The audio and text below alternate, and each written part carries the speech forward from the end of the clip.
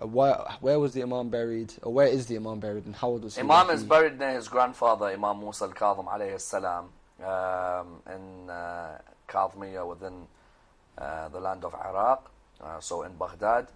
And he died at the age of 25. At 25, yeah. So again, a very strong emphasis on youth, and without a doubt. And I suppose the important question here as well is, coming back to the concept of knowledge, is the Imam obviously had a very short time on the earth, shorter than myself even, and yet he'd utilised his time here in the best way possible. I suppose this fast forwards now to today, and the many youth living in this society, in the East, but especially us in the West, who have access to all kinds of information through the web, through books, and what responsibility do we have to utilise our time in order to disseminate and spread the knowledge of Islam and of the Ahlul Bayt to the whole world? I think you find a beautiful hadith of the Prophet ﷺ, where he tells Abu Dhar, make use of 5 before 5. You know, make use of your... one of them especially is make use of your youth before old age. And many of us, when we reflect back on our youth, you know, there's a time when you're 25 and you think, if only I had acted differently when I was 20. Or when you're 30 and you think back, if only I had acted differently when I was 25. You look back at your youth, you don't want to look back and say, if only I had acted differently. Naturally, there's going to be moments where, because of naivety, you look back at certain decisions that you made. But in many cases, you want to look back and say, in my youth, I managed to change people. In my youth, I managed to help people. In my youth, I managed to serve humanity as a whole. And with Imam JAWAD alayhi salam, he may have only lived 25 years on this earth, but there's 300 million people who honor him tonight. And that goes to show you that it's not the quantity of years that you live on this earth, it's the quality of the years. Exactly. Alexander the Great was traveling with his companions one day, and they came across a city. And so he wanted to be shown the graveyard of the city. So they took him to the graveyard, and he was looking at the tombstones in the city. And when he was looking at them, he looked at each tombstone. He saw on one it said 4 years old. The next one 5 years old. The next one 6 years old. The next one 4 years old. The next one 5 years old. He thought that this is like a kindergarten graveyard, like all kids had passed away in this graveyard. So he asked the person, he said, is this a graveyard for children? He said, no. He said, but I see everyone here is 4, 5, 6 years old. He said, we don't write how many years they lived on the earth. We rather write how many years that they serve God's cause on the earth. So I may be 50, but if I've wasted 45 years on this earth, not serving humanity in any way, not developing the growth of the intellect of the human being and the growth of the emotional aspects of the life of the human being, then those 45 years have been wasted. And maybe for 5 years only until the age of 50 I did it, so they should write 5 years on my tombstone. So Imam JAWAD alayhi salam teaches us that make use of your youth before old age. The youth is a frantic period, there's no doubt. But the youth is also a period where you've got much more free time than you'll have when you're older. In your youth, if you were to look back at the number of hours you had, where like today's youth will say, we were chilling, you know, you look back at the number of hours you had when you were chilling, you think, I could have made so much more better use of these hours. So Imam JAWAD leaves us a real great example that, you know what, look at the examples he's given us. That in his youth, he's debating. In his youth, he's discussing. In his youth, he's in open discourse with people of other schools of jurisprudence. And maybe that's a message for us, that we should be that open for discourse in our own youth as well. And obviously, fast forwarding now to today, then we can, I suppose our youth have different tools at their disposal. They have social media websites, they have things like, you know, Facebook, which they can use to possibly do dawah and call people towards the religion of Islam, to spread, you know, hadith and knowledges of Islam. You know? So, I think it's vital that I mention, I think there's a fantastic youth movement happening around the Muslim world at the moment, in the sense that wherever I've traveled to give lectures, you know, be it in North American circles, be it in African circles, be it in Australian circles, or even be it within the Middle East, you find the vibe of the youth is phenomenal. In some cases, you find that the adults have reached a level now where they're content with what they've achieved, and the youth are the ones with the energy. And the youth are organizing programs. You find at universities today, Ahlul Bayt Society is doing a phenomenal job. Islamic Society is doing an excellent job, you know, within the university circles. You find youths are much more embracing of each other's beliefs rather than distance from each other. So I think, you know, I think there's a good youth movement, but naturally that energy has to continue. Okay, thank you. So going back to the topic of this evening, which is obviously Imam Jawad, previously you mentioned that during that meeting where where Ma'mun has convened 900 scholars to come and watch, and the Chief Justice of Baghdad is questioning the Imam. You mentioned that the context of it is obviously that Ma'mun has married his daughter, Fadl, to Imam Jawad alayhi salam. Several questions regarding this topic. The first one being, why did Ma'mun take this position, and why did he make this move of marrying his daughter to the Imam? Well, there could be a number of reasons why Al-Ma'mun, took this step. On the first level is to receive more support from the pro-Alid supporters who are present either in Iraqi or outside of Iraqi circles. That's on the first level. Second level is possibly to keep a closer eye on the activities of another of the descendants of the Alid lineage. On the third level, even one may argue that he wants to see a coming together of the Abbasid and the Alid lineage, so that if there is a Mahdi to come, then he has a say as well in this descent. But subhanAllah, sometimes you notice there are certain wives of prominent religious personalities that however much the person who asked for this marriage to happen wants a child from that wife who's disobedient towards that prophet, you don't find children emerge. You can look in history and find certain wives of prominent religious personalities who, although they were married to a religious personality, couldn't give him any children.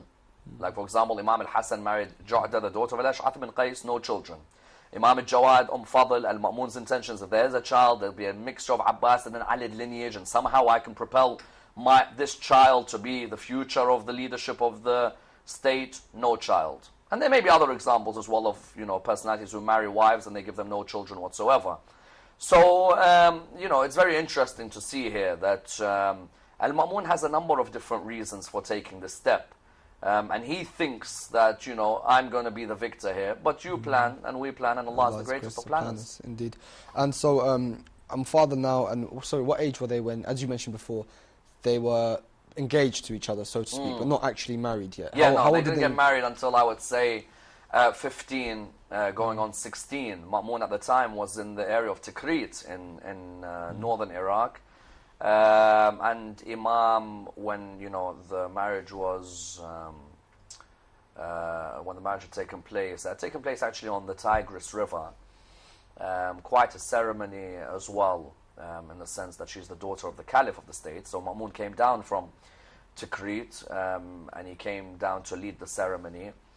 The khutbah that you see in weddings today is the khutbah which Imam al-Jawad alayhi salam recited.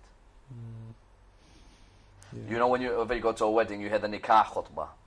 That nikah khutbah was the khutbah of Imam al-Jawad alayhi salam, which he recited at his wedding. And some even come forward to say that the title Al-Jawad, because his name is Muhammad ibn Ali, his title is Al-Jawad.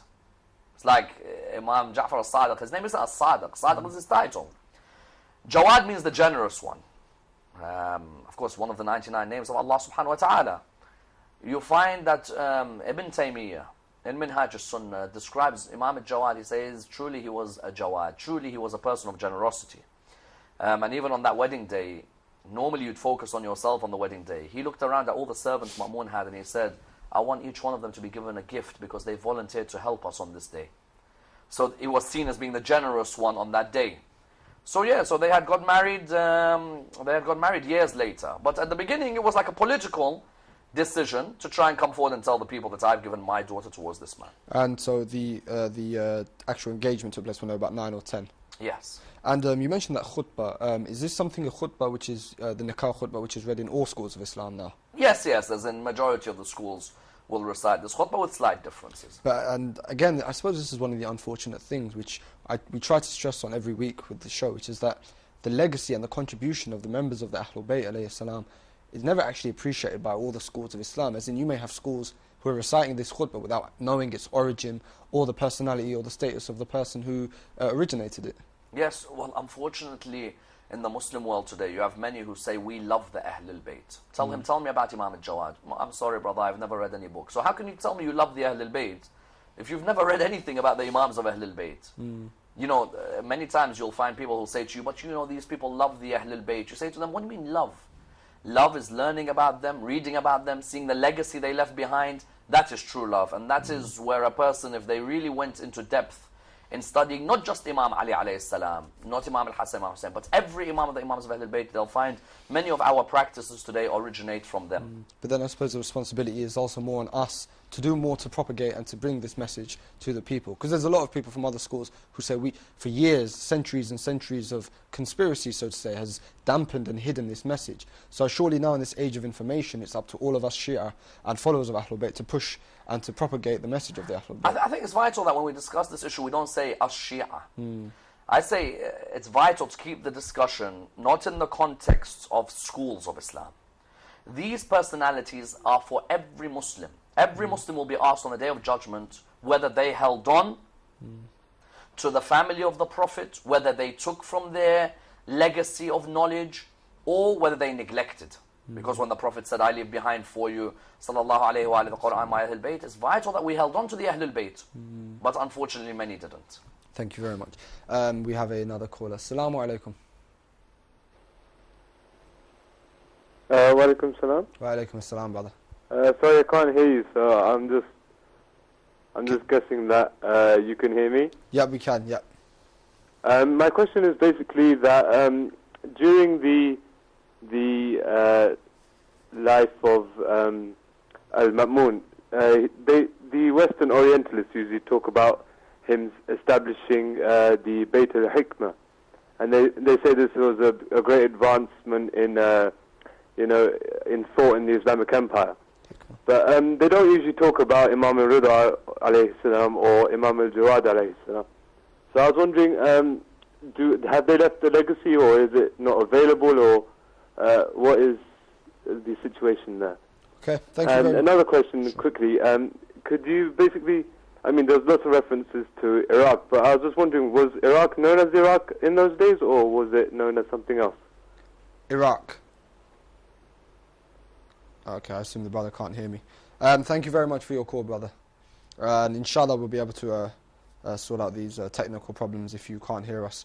Yeah, the first question was, the brother said that in many Orientalist works that he's read, there's a lot of credit given to Ma'mun for hikmah, and the concept that he brought many advancements in Islamic thought, but there isn't much reference to Imam al-Rida or Imam al-Jawad. So have they been neglected deliberately, or is it just there aren't the sources there? I think it's a shame that the legacies of Imam al-Rida alayhi salam and Imam al-Jawad have been neglected. Without a doubt, Bayt al-Hikmah, or the library that was present there at the time of Al-Ma'mun, previously of Harun al-Rashid, where they had many books which related to the discussions concerning astronomy and geography and physics and different sciences, works which may have been translated by Christian authors in the past, but also by Muslims later on. You find that even the Nizamiya school within Baghdad, there was a great legacy that was there. There was a great establishment of discussion of different sciences. At the same time, you find arguably one of the greatest discussions in that period, which was revered by everybody, was Imam Ali ibn Musa al-Rida alayhi salam's famous discussion, the Golden Dissertation on Medicine. Unfortunately, not many in the Orientalist world have even gone into depth in discussing this particular thesis, a thesis which Al-Ma'mun actually ordered, is written in gold because of how powerful a discussion it was on different aspects of medicine of the body, and how you should eat and what you should eat and the role and the functions of different parts of the body. So you have that legacy of Imam Ali ibn Musa al-Rida alayhi salam. You have a fundamental legacy which is left behind of Imam al-Jawad alayhi salam, which is his legal legacy. Imam al-Jawad alayhi salam, after Imam al-Sadiq alayhi salam, can be seen as the Imam who had the most legal discussions and provided the most answers to the most difficult legal questions. Yet you don't find many people, unfortunately, coming forward and looking at that legacy. And even their contemporaries who were around them at the time were in reverence of their role. So it really is a shame that within the Orientalist circles there is more of a focus of Harun Rashid and Al-Ma'mun and the and Bayt al-Hikmah and the Nizamiya, where there isn't really a focus on the powerful presence of Imam Ali ibn Musa and Imam al-Jawad in terms of the knowledge that they left behind. And you mentioned there that Ma'mun ordered that the golden dissertation be written in gold. And this is one of the things which, when you read about the